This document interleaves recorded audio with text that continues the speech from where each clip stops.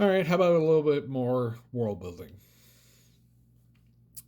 If you are building your own world and your own civilizations, one question that you can ask that will lead you to a bunch of other interesting details is what do they do with their dead? Real world example is obviously Egypt. Oh, these enormously elaborate tombs and the mummification process uh, speaks volumes about the way they saw class. Not everybody got the mummification process, but the high and mighty, of course, did. The pharaohs and so on. They had these elaborate tombs. They got to take their wealth with them because that said something about the way the Egyptians saw the afterlife. Other civilizations might burn the dead. In a fantasy world, burning the dead is very practical if you have undead.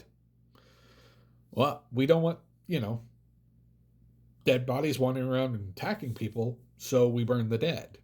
That could be a practical thing, or it could be a religious thing.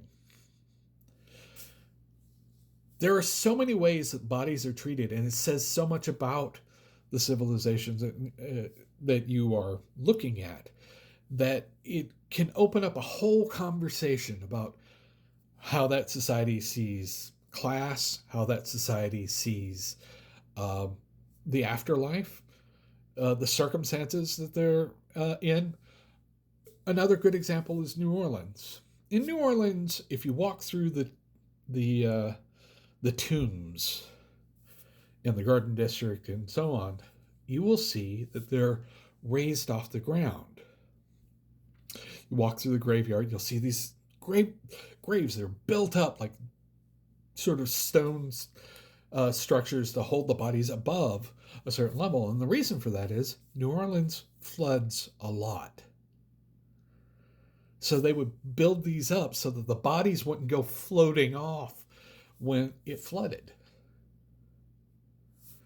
These are things that you can think about as what they do with their dead tells you a lot about is going on in their world around them.